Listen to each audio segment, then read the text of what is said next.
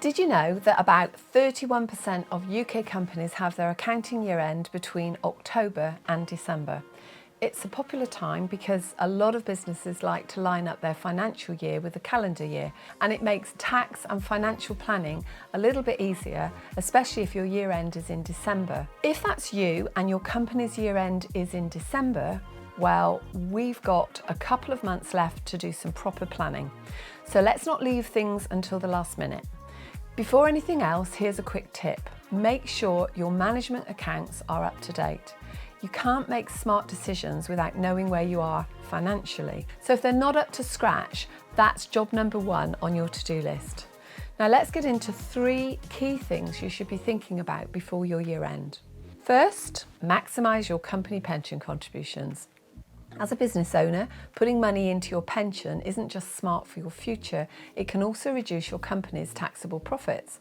So let's say your accounts are showing that you'll have a taxable profit of £50,000 by the end of the year. A one-off pension contribution could knock that down and potentially save you a big chunk of corporation tax.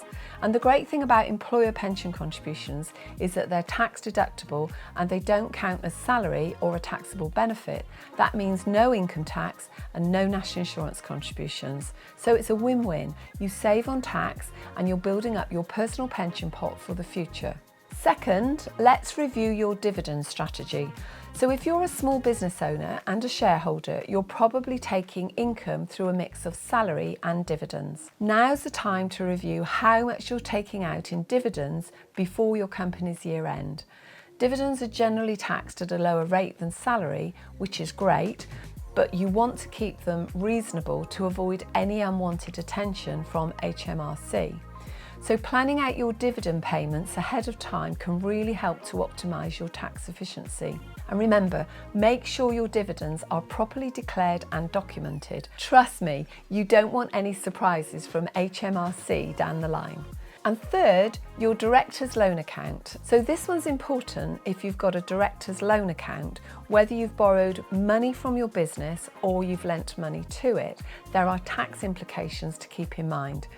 If your loan account is overdrawn, make sure you repay it before your year end to avoid additional charges like the dreaded Section 455 tax, which your accountant would explain to you. On the flip side, if the company owes you money, consider charging interest. That way you can benefit from interest deductions. So these strategies can be a really effective way for owner shareholders to minimise tax exposure while maximising savings and benefits. And of course, it's always a good idea to run these plans past your accountant. They'll make sure you're compliant and can help tailor the approach to your specific situation. One last thing. Some accountants are better than others at flagging up year-end planning opportunities. So it's really up to you to start thinking about this well ahead of your year end. You don't want to be rushing around at the last minute trying to get everything sorted. So there you go, 3 things to think about before your company's year end. It's all about being proactive, staying on top of things and making sure you're getting the most out of your financial planning. You've worked hard to build your business. Let's make sure it's working for you. So thank you for watching. I'll see you next time.